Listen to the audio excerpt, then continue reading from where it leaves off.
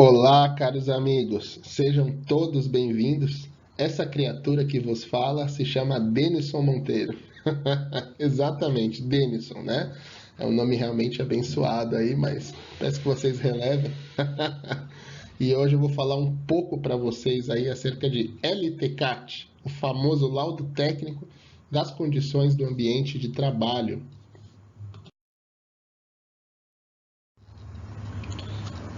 Antes de começar o tema, não pedirei likes, nem compartilhamentos, nem seguimentos, nem nada disso, mas peço para vocês, caso quem tenha interesse em participar aí de discussões sadias de segurança do trabalho, sem propaganda, sem conversa mole, para falar de segurança, ajudar os amigos aí que estão entrando na área, né? Aqueles que conhecem mais e aqueles que estão dispostos a aprender, né? Eu estou aprendendo sempre nesse grupo, é um grupo enxuto, mas eu espero que cresça e já é formado por pessoas especiais.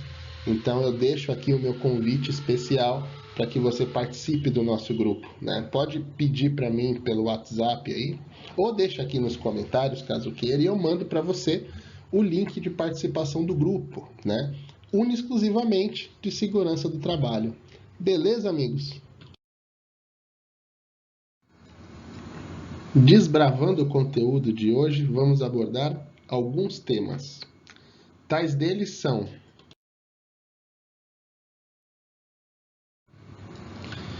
então, os itens que nós vamos discutir hoje são polêmicas, né? Algumas dúvidas aí sobre o LTCAT, diferença PPRA, laudo, programa, enfim, toda essa bagunça que costuma a se ouvir por aí. Vamos falar de um pouco de legislação, a hierarquia legal, né, das leis, das normas, dos atos normativos, das NRs, enfim, onde se encaixa o LTCAT, né? A periodicidade, de quanto em quanto tempo eu preciso de fato atualizar o meu LTCAT, e se eu não atualizar, quais são os requisitos que eu preciso atender e comprovar que não se alteraram. Vamos falar também de conceitos. Precisa ter um conhecimento básico em segurança do trabalho acerca do que é um risco, do que é um perigo, do que é insalubridade, do que é periculosidade, sobre aposentadoria especial, né? O que é aposentadoria especial, e as normas que regem ela. Vamos falar também de outras coisas que são pedidas comumente por aí, junto no LTCAT. Eu costumo, como prestador de serviço, eu recebo aí alguns orçamentos, o pessoal pergunta: você consegue fazer uma análise ergonômica também no LTCAT? Você consegue fazer um laudo de insalubridade? Mas insalubridade não é o LTCAT? Periculosidade não pode ser colocado? E todo esse tipo de pergunta eu vou esclarecer dentro do meu pequeno conhecimento a minha perspectiva, a minha visão sobre esse tema, do que deve e o que não deve fazer parte aí, o que deve contemplar dentro de um LTCAT, e finalizando um roteiro, que na minha opinião é um roteiro seguro de como elaborar um bom LTCAT.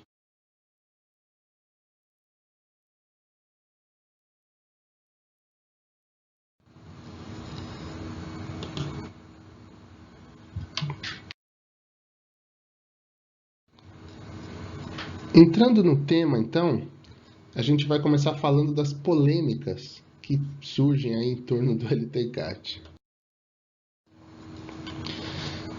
O que é um bom LTCAT para você? O que você julga bom, né? As coisas que você conhece acerca do tema são suficientes para te falar se você sabe identificar um bom LTCAT? Quais são os seus argumentos para falar, olha, isso aqui é um lixo, isso aqui é ótimo, isso aqui é ruim, isso aqui é bom? Enfim, quais são os seus argumentos?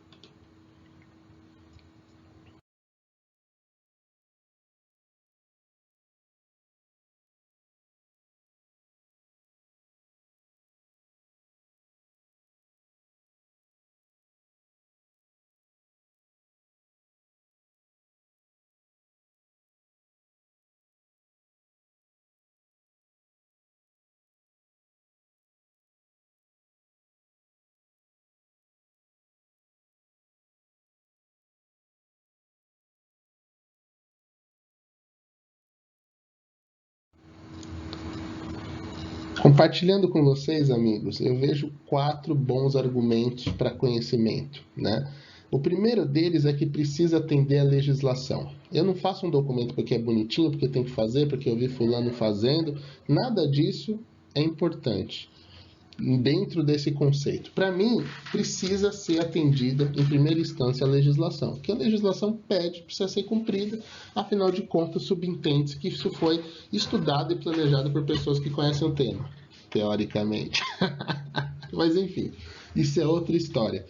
Segundo ponto, precisa ser elaborado por pessoas que têm um conhecimento em segurança do trabalho, né? Dentro da Instrução Normativa número 77, que é o que rege a elaboração do LTCAT, nós veremos lá que precisa ser elaborado ou por um engenheiro de segurança do trabalho ou por um médico do trabalho. E que se for pelo engenheiro, eles têm que reconhecer uma RT, uma anotação de responsabilidade técnica. Então, isso precisa ser bem fundamentado.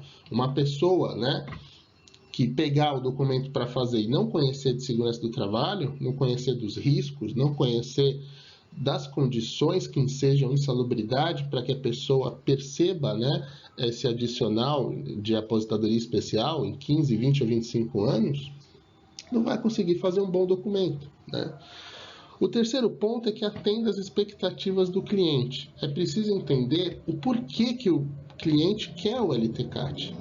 Para que você possa fazer um documento que, além de atender à legislação e seja fundamentado, o cliente consiga entender e o cliente consiga fazer bom uso dele. Afinal de contas, qualquer coisa que você faz para uma pessoa que te pede alguma coisa, seja ela seu chefe, seu cliente, é uma prestação de serviço. E a prestação de serviço tem que agradar o cliente, né? Mas existem coisas que você deve agradar ao cliente e coisas que não, né? Por exemplo, fazer um documento ruim, com poucas premissas de legislação, esse tipo de coisa, esse famoso passa-neném, não. Eu estou falando aqui expectativas de qualidade do documento, né? E que o documento, né, atenda à política interna do cliente. Por quê? O cliente ele pode ser certificado em várias normas, o cliente ele pode ter sistemas de atendimento de clientes especiais e tudo isso é risco, tudo isso é análise. Então você tem que saber aonde você está pisando. Então eu diria que essas 4 premissas são as premissas básicas, ao meu ver, que farão um bom LTCAT. Agora aqui, até para o entendimento mais interessante, eu coloco aqui um questionamento, né? Se nós sabemos, né, corretamente a diferença entre um LTCAT, um PPRA e um laudo de insalubridade.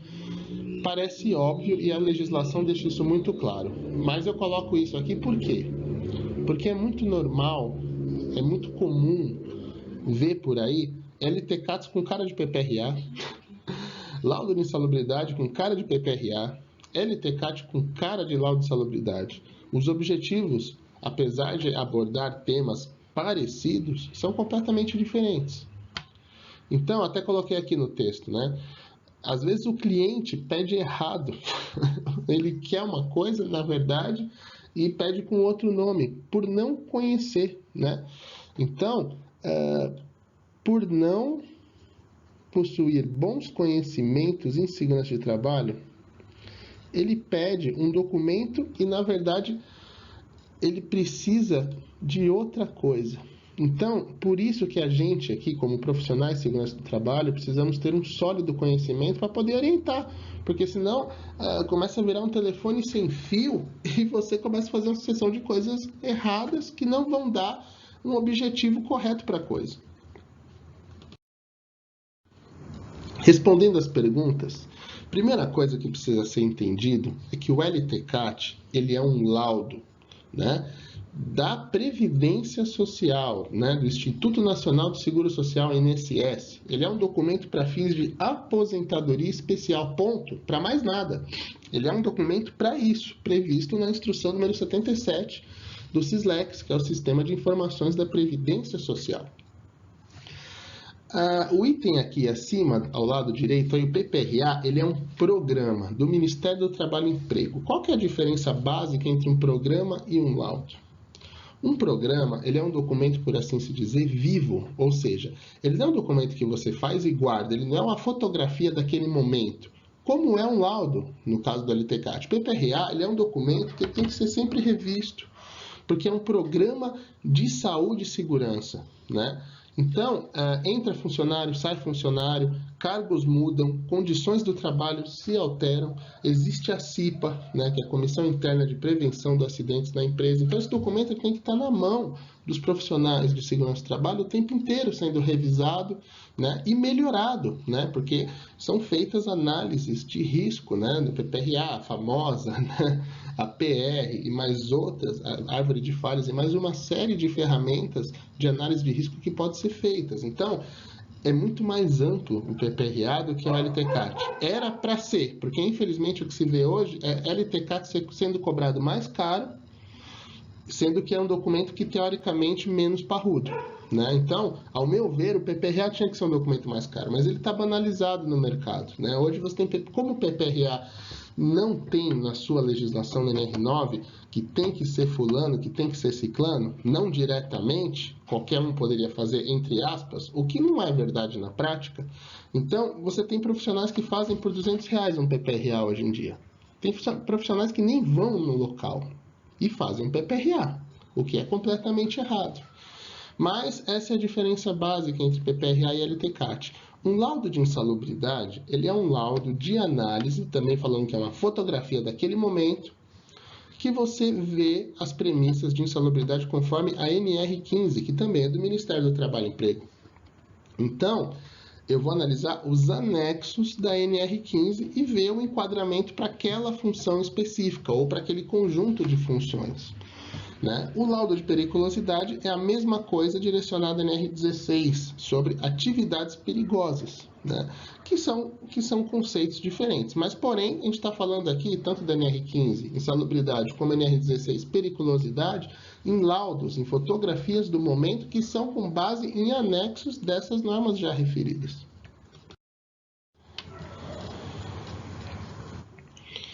Então, só reforçando a diferença de programa e laudo, né?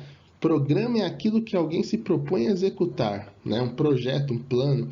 E um laudo é um texto contendo parecer técnico, né? Uma conclusão de um médico, de engenheiro, etc., né?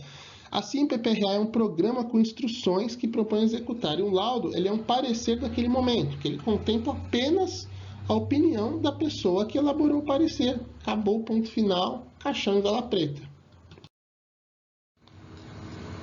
Entrando no tema, então, a gente vai começar falando das polêmicas que surgem aí em torno do LTCAT.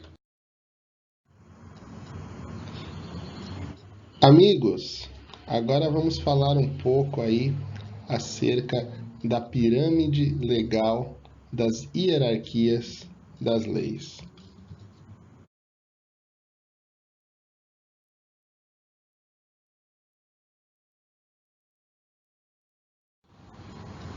Analisando aqui a hierarquia das leis, né? Então você tem norma fundamental, Constituição Federal, que é a carta magna do país, né? As leis complementares, decretos, leis ordinárias, resoluções, enfim, onde eu vou explicar melhor onde se enquadra cada coisa. Pensando na legislação do LTCAT, primeiramente, né, na ordem do mais importante para o menos importante, temos primeiro a Constituição Federal, que é a Carta Magna do país. No seu artigo 37, ela fala que a administração pública direta ou indireta do Distrito Federal e dos municípios obedecerá aos princípios de legalidade, impessoalidade, moralidade, publicidade e eficiência, né? Então, primeiro, as coisas vão ficando mais detalhadas conforme a gente vai descendo a pirâmide, né? Então, esse artigo 37, ele fala, né, que é preciso ter condições, documentos que você garantam, né, princípios de legalidade, impessoalidade, moralidade, etc., né? Aí, na Lei Ordinária número 8213 de 91, né, fala sobre planos e benefícios da Previdência Social, né? Então, o que acontece? Primeiro, você tem no artigo 37, né, princípios aí de moralidade que precisam ser respeitados. Aí a lei ordinária já é um pouco mais direta, ela fala que precisa existir planos de benefício da Previdência Social para o trabalhador. E aí, Na lei você não fala como faz uma coisa, né? Você precisa de uma norma, de uma instrução que fale como aquilo que é objetivado na lei seja realizado. Então, até está ticada em laranja a Instrução Normativa 77, de 2015, a sua última atualização, que fala sobre rotinas para agilizar e uniformizar os reconhecimentos diretos dos segurados e beneficiários da Previdência Social, né? Até no final está relacionado aí o artigo 37 da Constituição Federal.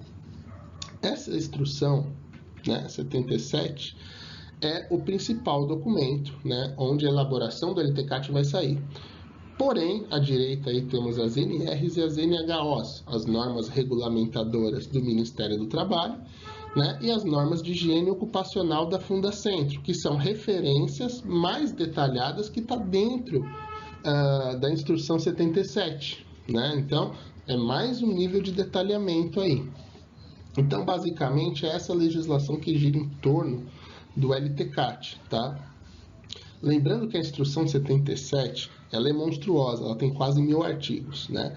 Mas aí, o que interessa a gente é a seção 5 do capítulo 5, que fala dos bens de direitos sociais, né? Então, é essa parte que será estudada daqui em diante, porque lá tem como elaborar um LTCAT, fala se um LTCAT pode ser substituído por um PPRA e quais são as premissas, dentre outras coisas, né, que você tem cerca de 100 artigos aí que diretamente são relacionados a temas, inclusive o PPP, né, que é o Perfil Profissiográfico Previdenciário, que lá é um documento que tem que ser elaborado com base no LTCAT. Entrando no tema, então, a gente vai começar falando das polêmicas que surgem aí em torno do LTCAT. Qual é a periodicidade do LTCAT? Essa é uma pergunta que vale ouro, vai.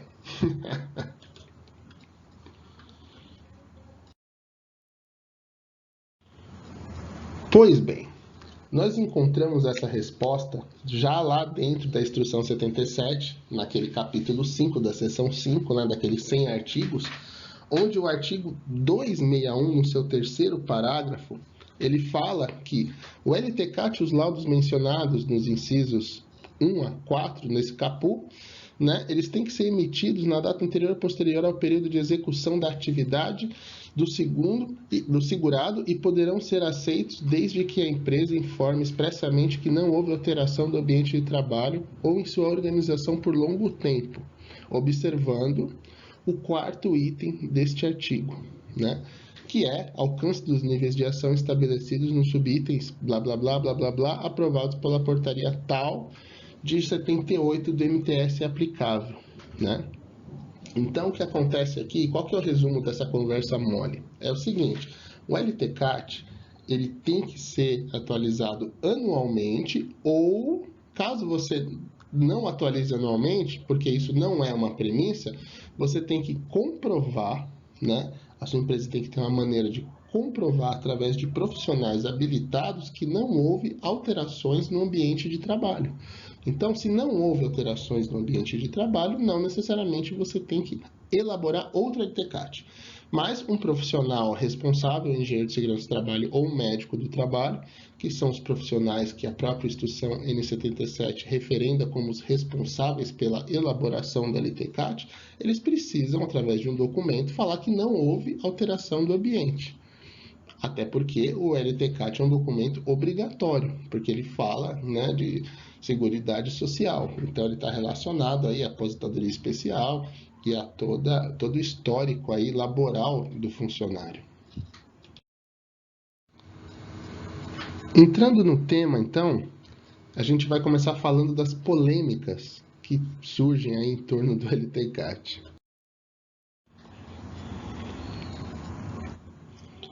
Mais polêmicas na elaboração.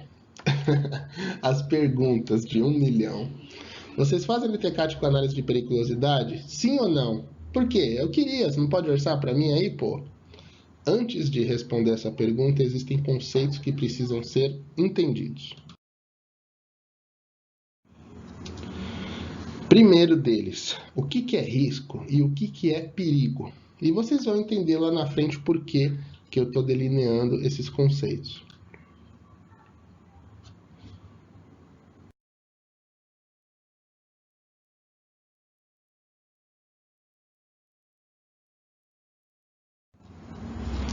Risco, perigo e controle. Né? Então, o risco é a probabilidade controlada de ocorrências negativas no ambiente do trabalho. O que é uma ocorrência negativa? Grosseiramente falando, é qualquer problema funcional que você tiver. Não é só um acidente de trabalho, não é só um machucadinho no peão. Não é isso. É qualquer problema que atrapalhe a produção, né? Uma máquina quebrada, qualquer problema de parada de produção, né? Qualquer evento não planejado tem riscos de problema e deve ser analisados dentro e fora da segurança do trabalho. E o perigo é a probabilidade descontrolada de ocorrências negativas no ambiente de trabalho. Ou seja, a diferença entre um e outro é o controle, né? Então, o que acontece? O risco, você planeja e conhece as maneiras de como controlar esse caboclo. Perigo, não. Então, por exemplo, energia elétrica. Né? Vamos falar aí de um profissional que adentra uma cabine primária ou qualquer outro sistema, qualquer CEP desses da vida aí, né? Se ele entra, né, dentro dessa condição, né, sem EPI, sem as condições necessárias, com o sistema energizado, etc., você não tem como garantir a situação de saúde e vida dele, né? Isso pode dar um óbito direto, então você não tem como controlar, é meio perigoso. Perigo é perigoso ou não? É que nem, por exemplo, itens combustíveis inflamáveis, né? Você tem lá você está próximo de uma sala que tem vários armazenamentos de combustíveis inflamáveis lá, perigosíssimos. Então o que acontece? Se aquilo pegar fogo, não tem esse negócio de você vai meio se lascar. Ou você vai encontrar o criador ou você não vai. Né? Então, é diferente de um risco, por exemplo, risco auditivo. Né? A pessoa que fica exposta, né, mais de 8 horas por dia a um nível de pressão sonora de 85 decibéis, ela está arriscando a ter um problema, né, de perda auditiva induzida ao ruído, que é o PER, famosíssimo, né? Então, esse risco ele é controlável através de um protetor auditivo, né, onde você inibe, né, o nível de pressão sonora, né, através de um protetor auditivo, tipo plug, tipo concha. Então, o risco é aquilo que você consegue controlar. O perigo é o desconhecido, é o que se der zica, lascou. Basicamente é isso. Existe até uma fórmula famosa que é risco é igual a perigo sobre controle. O que significa essa fórmula? Analisando de uma maneira matemática, a gente fala aí que quanto mais controle, menos risco. Né? Existe uma grandeza inversamente proporcional aí. Né? E o perigo não tem controle. Analisando essa tabela, né, só para a gente ilustrar o conceito, né, esses conhecimentos são mais do que desejáveis, eles são obrigatórios para você elaborar um LTCAT. Você precisa conhecer, aí, conforme a tabela 1 do anexo 5 do NR5, né, que você tem lá a parte mapa de risco, você tem uma tabela, que é essa tabela onde tem a classificação dos tipos de risco, que são os riscos físicos, químicos, biológicos, ergonômicos e riscos de acidentes ou mecânicos. Aí, né? Então, só para ilustrar, olhando a tabela, risco físico é ruído, vibração, as radiações, né? Frio, calor, pressões, umidade, etc. Os químicos são o que provém de agentes químicos aí, tanto em poeira quanto em fumo, névoa, neblina, gases, vapores, substâncias compostas e etc. O cara é mecânico, trabalha com a mão na graxa, ele está exposto a um risco químico. O cara está numa empresa lá com alto nível de vibração, o cara é motorista de ônibus, o motor fica na parte frontal do ônibus. Ele está exposto a vibrações aí de corpo inteiro, né? Riscos biológicos, né? Vírus, bactérias, protozoários, fungos. Quem está exposto a esse tipo de risco? O profissional que trabalha com fossa, né? Em esgoto. A enfermeira, né? Que está exposta aí a riscos biológicos aí de pacientes, né? Com doenças infectocontagiosas como a TB, a tuberculose, dentre outras coisas, né?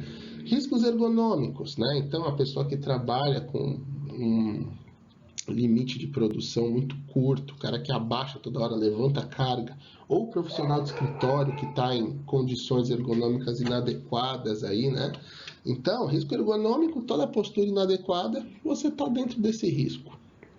Né? Também existem aspectos na ergonomia psicológicos. Eita, tô doidão, não sai esse psicológico.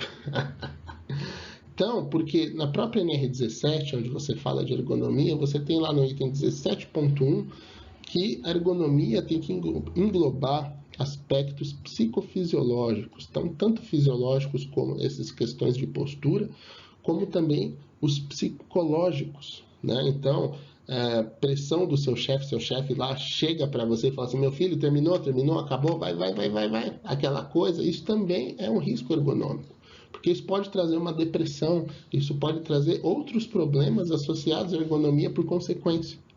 E os riscos de acidente, né? Então, você tem lá um layout inadequado, né, na produção, né? O negócio está perigoso, pô, tem um buraco monstro lá, ninguém tapa aquilo, né? Isso é um risco grave de acidente. Você trabalha num lugar perigoso com pouca iluminação, né? Você trabalha com animal peçonhento, né? É um risco de acidente, o cara trabalha no Butantã com um monte de cobra, além da sogra dele tem mais um monte de gente lá para ele correr risco. Então, é um risco de acidente. Analisando aqui, então, alguns riscos físicos, como já comentado, ruídos, vibrações, calor, né? O cara trabalha lá alto forno, né? O cara derrete lá trabalhando, as radiações, né? O cara que trabalha aí ao sol, né? Então, o cara que trabalha na máquina de raio-x, né? Etc. Tantas outras coisas que podem dar tantos resultados, né? E aí o resultado dessas coisas. Então, ruído, né? O cara pode ter cansaço, irritação, dor de cabeça, etc. Vibração, mesma coisa, né? Dor no membro, dor na coluna, doença, tudo isso vai te dar um resultado. Né? Calor excessivo começa com taquicardia, aumento de pulsação, cansaço, choque térmico, fadiga, dentre tantas outras coisas não mencionadas aqui. Radiação ionizante, né? Então, radiação ionizante é aquela do raio-x, tá? Então, isso gera câncer, isso gera alterações no seu sistema celular, né? Problemas na sua visão, dentre outras coisas. E a não ionizante é a do sol, né? Então, queimaduras, né? O cara é jardineiro e não trabalha com protetor, né, de pele, dentre outras coisas. Então, esse cara pode ter lesão nos olhos, na pele, em outros órgãos, né? Enfim, dentre outras coisas. Riscos químicos, então poeiras minerais de sílica, de asbesto, de carvão, que dá a famosa silicose, né? Um problema gravíssimo que não tem volta, né? Pneumoconiose, dentre outras doenças respiratórias. Poeiras vegetais de algodão, bagaço de cana, no Brasil temos muito, né? Bagaçosa, infelizmente, principalmente no nordeste do país, é um problema muito recorrente ainda. Poeiras alcalinas, poeiras incômodas aí, né? Fumos metálicos, então diversas doenças pulmonares aí, né? O cara trabalha com solda, dentre outras atividades assim, né? E por aí vai, né? Então, mexeu com produto químico, você está exposto a riscos químicos, que você pode, falando como são riscos, você pode, através de EPIs aí, você pode neutralizar ou pelo menos elidir o risco, né? Então, por exemplo, um profissional de limpeza, né? Uma profissional de limpeza, uma faxineira, né? Ela está exposta aí a riscos químicos, porque ela às vezes tem que fazer a diluição dos produtos químicos, né? Então ela está em contato com isso, trabalha sem bota, sem luva, como se vê tanto por aí, não é? Então, riscos químicos, mecânico que trabalha com graxa, que trabalha com óleo, então todos esses tipos de coisa, eles possuem hidrocarbonetos ou outros componentes de carbono, que é altamente prejudicial à saúde. Os riscos biológicos, né?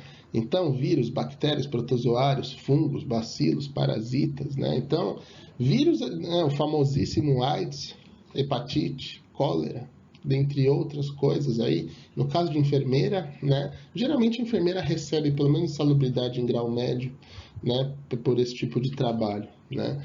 Então, fungos, bacilos, né? Então, as infecções, né? Então, dermatite e outras coisas internas, como doenças pulmonares, né? E os parasitas, né? Que são as infecções cutâneas, sistêmicas aí, né? Que também geram contato, portanto, risco biológico.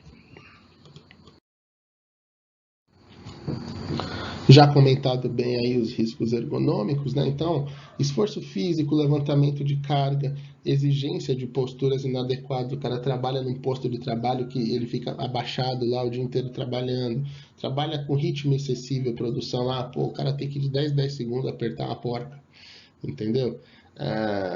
Monotonia, repetitividade, né? O trabalho de vigia, né? O cara que fica sempre fazendo aquela coisa monótona de ronda, esse tipo de coisa.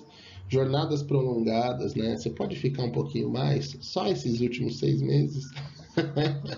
É altamente risco ergonômico isso aí, né? Controle rígido de produtividade, né? Nas multinacionais, aí você tem o famoso TACT, né? O TACT time, lá, aquele controle que se passar o carro, você não montou a porta, você tem que ir lá na frente montando e já gera todo aquele problema, aí o placar levanta e toda aquela pressão, né? São exemplos de riscos ergonômicos aí. E os riscos mecânicos são aqueles que ficam mais óbvios na nossa visualização aí, né? Então, riscos mecânicos ou de acidentes ocorrem em função de condições físicas, né? Do ambiente físico ou do arranjo físico inadequado. Então, máquina inadequada, está faltando NR12, né? Então a máquina não tem proteções móveis, né? A iluminação do ambiente está ineficiente, o cara não enxerga, né? É perigoso, o cara pode se machucar, levar um tombo ou se cortar, entre outras coisas, né? Ligações elétricas deficientes, né? É claro aqui que o risco de perigo elétrico não entra no LTCAT, mas aqui a gente está falando de riscos mecânicos em geral, né?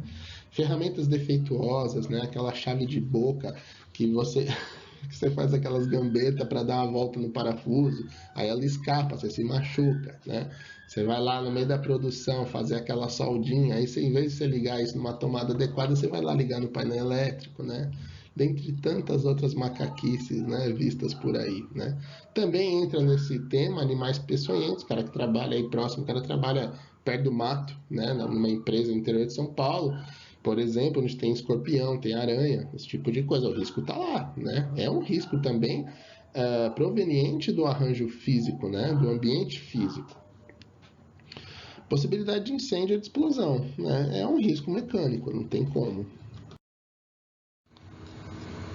Entrando no tema, então, a gente vai começar falando das polêmicas que surgem aí em torno do LTCAT. Algumas outras polêmicas. Vocês fazem análise de LTCAT com ergonomia, sim ou não, por quê? Né? Então, com base em todas essas informações, né, que a gente discutiu aqui, vocês fariam sim ou não?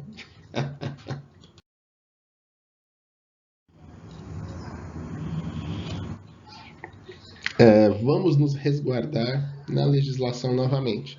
Então, o artigo 246 fala que a concessão de aposentadoria especial, uma vez cumprida a carência exigida, que pode ser de 15, 20 ou 25 anos, né, que você encontra isso inclusive no RPS, que é o Relatório de Previdência Social, dependerá de caracterização da atividade exercida em condições especiais que prejudiquem a saúde ou a integridade física durante o período de 15, 20 ou 25 anos, que eu já acabei de falar, conforme o caso, podendo ser enquadrado nesta condição por categoria profissional, né? No caso aí do pessoal que tem registro até 28 de abril de 95, né? Ou por exposição a agentes nocivos, químicos, físicos, biológicos, ou associação de agentes, né? A mistura dessa bagunça, que prejudique a saúde ou a integridade física em qualquer época, conforme critérios disciplinados nos artigos 276 a 290 da IN 77. O que eu quero dizer com esse artigo? Então, se você vê a primeira linha, quer dizer, desculpa, a segunda linha, por exposição a agentes nocivos químicos, físicos, biológicos, não fala de ergonomia. Então, a norma não pede análise ergonômica, até porque a análise ergonômica, conforme a NR17, você tem que fazer uma ART, né? Uma análise ergonômica de trabalho, que é uma coisa complexa, que não cabe no LTCAT. Ou seja, além de não ser pedido, se você fizer, certamente não vai ficar de uma qualidade adequada, né? É uma coisa incorreta. E você corre o risco de, né, daquilo que realmente precisa ser analisado, que são os riscos químicos, físicos ou biológicos, que ensejam a aposentadoria especial, você não fazer direito, por perder tempo com uma coisa desnecessária. Entrando no tema, então, a gente vai começar falando das polêmicas que surgem aí em torno do LTCAT. O roteiro do LTCAT. Como fazer um LTCAT que preste? O artigo 262 da Instrução 77 mostra isso, tá? Então, nesse artigo, você tem uma lista de informações que precisam ser atendidas no LTCAT, né? Então, nessa análise, você tem que ter os seguintes elementos informativos básicos construtivos, né? Então, se tiver pelo menos o que está aqui, você pode chamar de LTCAT. É isso, né? Então tem que falar se ele é individual, se ele é coletivo, que pode ser LTCAT para o caboclo, pode ser LTCAT para a empresa, né? A identificação da empresa, o CNPJ, o endereço, contato, né? Identificação dos setores e das funções que foram avaliadas, né? Descrição da atividade que foi avaliada, porque tudo isso, né, ajuda a você compor uma ideia do nível de exposição ao risco do agente, né? Então, a identificação dos agentes, né? A localização das possíveis fontes geradoras, aonde está, né? Dentro do ambiente, né? A via e periodicidade da exposição ao agente nocivo. Então, agente químico, fumo metálico, né? Durante o processo de solda. É um exemplo, né? Metodologia e procedimentos de avaliação dos agentes. Então, para cada tipo de risco, você tem um procedimento, uma premissa de análise, né? Então, se é um agente químico, eu vou usar uma bomba, né, gravimétrica lá, vou fazer uma análise. Se é ruído, eu vou fazer uma análise, né, fazer uma dosimetria no funcionário, colocar na lapela dele o microfone, deixar lá durante o período dele, né, o equipamento, né, realizando a medição, vou ter um histograma que vou ter lá uma dose que vai de 0 a 100%, de 100% é o nível de ruído do período laboral do trabalhador, né? Que mais, né? Descrição das medidas de controle existentes. O que a empresa tem para controlar? Tem protetor aditivo, tem luva impermeável, tem bota, né? Tem uma cabine, né, para atenuar o ruído, enfim, etc, etc. A conclusão do LTCAT. O LTCAT tem que ser conclusivo, tem que falar se aquele agente, se aquele funcionário com aqueles agentes, né, enseja aposentadoria especial, né, conforme a tabela anexa do RPS, do relatório de Previdência Social, você tem lá tal agente, tal nível de exposição, por carência. Então, o cara enseja sim, né, aposentadoria especial conforme a carência do RPS tal. Então, tem que ser conclusivo, não é só falar os agentes, não é só falar o nível de exposição, tem que falar essa função enseja sim, né, a aposentadoria especial conforme tal item do RPS. Então, tem que ser conclusivo.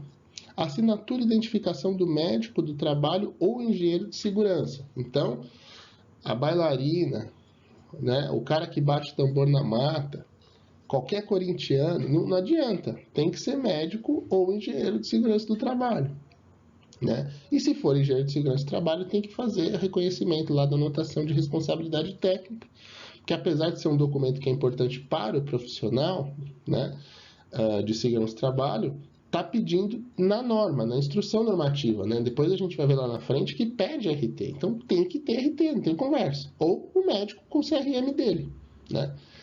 Data da realização da avaliação ambiental. Você viu isso quando, meu filho?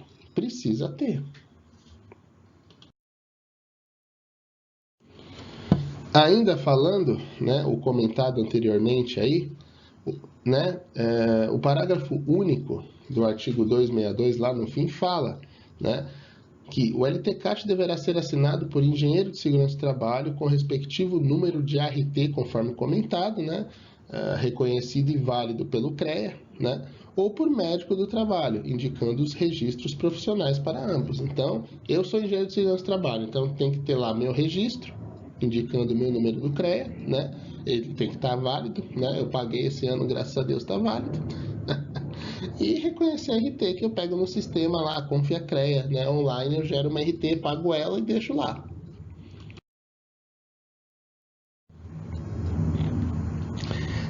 Essa parte aqui é uma referência das mais importantes desse trabalho que eu estou fazendo com vocês.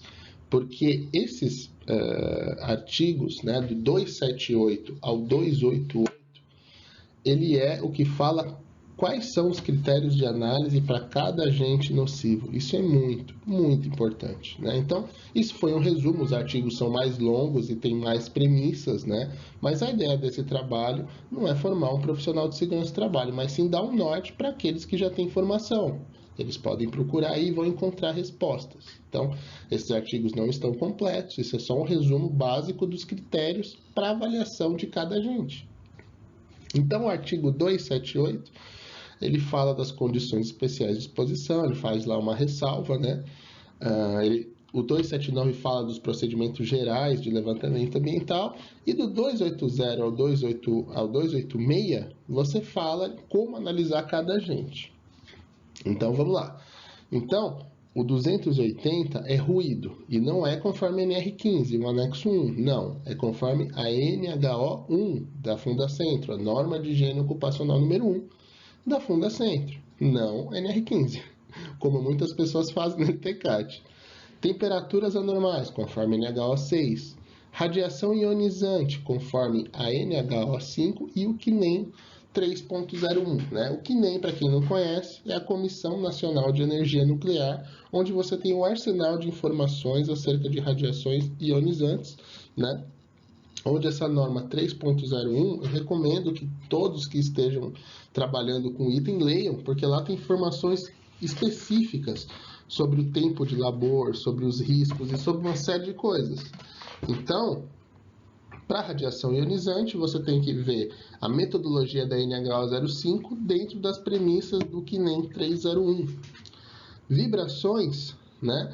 Você pode seguir o que fala NR15, né, no seu anexo número 8, que fala sobre vibrações, né, sendo que as metodologias têm que ser as da NHO 9 e 10, né, são os tipos de vibração. O artigo 284, que é grande, né, que fala dos agentes químicos, que é tão amplo esse tema, né? Então, para agentes químicos e poeiras minerais constantes do anexo 4 do RPS, aquela lista que fala, né, da carência de aposentadoria especial por agente, que é esse anexo 4 do RPS, né, tem que ser seguido. Então, para aqueles agentes que estão contidos nesse, você pode seguir os anexos 11, 12, 13, 13A do NR15, né, com a metodologia do NHO, né, das NHOs. Então, veja como é complexo a análise de agentes químicos para fins de apostadoria especial. É super fácil de fazer besteira, né? Então, primeiro você tem que identificar se está no RPS. Se tiver no RPS, você pode seguir as premissas de limite de exposição, limite de tolerância, desculpa, dos anexos, né, do agente, né, com a metodologia de análise, medição, calibração de instrumento das NHOs. Agentes biológicos, você pode seguir o anexo 4 da RPS, porque lá só fala se, né, se está ou se não está o agente. Pressão atmosférica anormal, né? O anexo 4 também do RPS tem os limites de pressão atmosférica. O que é isso? Pressão atmosférica anormal. Pressão atmosférica anormal é todo mundo que trabalha acima dos padrões de pressão atmosférica. Por exemplo, o cara que trabalha no avião, né? A comissária de voo. Então, a comissária de voo, ela está sempre exposta à pressão atmosférica anormal, né? O 288 não é um critério, mas ele descaracteriza alguns critérios que antes eram enunciados, como ensejo para apostadoria especial no LTCAT. Então, descaracterização de frio, eletricidade e radiações não ionizantes, além de umidade. Então, esses caras não fazem parte do rol de itens que tem que ser analisados dentro do LTCAT. Então, LTCAT você não vai analisar frio, você não vai avaliar eletricidade, que aí seria uma análise de periculosidade. Radiações não ionizantes, tanto insalubridade como periculosidade, porque também existe a periculosidade por questões de área de risco, né? De radiações não ionizantes, né? E umidade, né? O cara que trabalha numa condição de umidade, o cara que trabalha, né, em esgotos, né? Fazendo limpeza de fossa, né? A pessoa que trabalha fazendo limpezas contínuas, né? Em banheiros de alta circulação, esse tipo de coisa. Onde, uma observação minha, o RPS é o Regulamento da Previdência Social, que eu já falei para vocês que lá no anexo 4 você vai encontrar uma lista com todos os agentes para ver o cara crachá da coisa.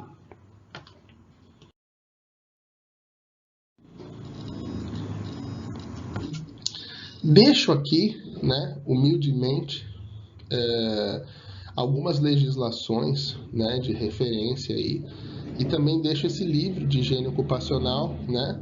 Eu tive aulas, inclusive, com o José Possebon, um grande professor, né? O livro é maravilhoso, até adquiri o livro físico, recomendo a todos, porque explica na minúcia, né, esses agentes tão importantes para o LTCAT. Então, como referência à legislação, no Ministério do Trabalho você pode baixar as normas regulamentadoras, né? Você pode até colocar no Google, dar aquela googada, entra no ENIT, que é a Escola Nacional de Inspeção do Trabalho, né? Lá é o lugar mais confiável para isso. Então joga lá, ENIT NR tal, ENIT NR15. É o melhor caminho, se acha rapidinho. Para o SISLEX, que é o Sistema de Informações da Previdência Social, onde você vai encontrar RPS, você vai encontrar as instruções normativas, que tem várias, né? Os decretos da Previdência Social, você encontra tudo no sislex.previdência, lá tem tudo. Todas as normas são, né, de domínio público. E as normas de higiene ocupacional, as famosas NHOs, tão comentadas aí, entra no site da Fundacentro e só digita na busca NHO e são excelentes normas, excelentes, né? Fundacentro realmente é um trabalho que dá orgulho, né, dentro do âmbito nacional. Entrando no tema, então, a gente vai começar falando das polêmicas que surgem aí em torno do LTCAT. Aqui eu recomendo apenas com muita humildade, se você conseguir responder essas perguntas, né, você entendeu o que eu quis passar para você. Qualquer coisa eu estou à disposição, né? Tem aqui algumas menções do E-Social, mas a gente sabe já que por medida provisória e pela nova lei, o novo governo está vetando aí o E-Social, então por favor desconsidere essa informação que já estava aí, né? E eu espero que tenha sido útil, né, essa avaliação, né? E só queria responder uma última pergunta que nos treinamentos as pessoas costumam me fazer, que é o seguinte: às vezes o pessoal não tem LTCAT na empresa, né? Ou às vezes precisa cotar um PPRA e um LTCAT, precisa fazer os dois? Não, não precisa fazer os dois. Um PPRA pode substituir o LTCAT? Pode, claro que pode, contanto que atenda às premissas do artigo 262 da IN 77, que é aquele roteiro de como elaborar o LTCAT. Então, se o PPRA tiver todas essas informações constante no rol de quesitos aí do artigo 262 da IN 77, o PPRA substitui sim o LTCAT, e isso também no decorrer da instrução fala que é possível. Beleza, amigos?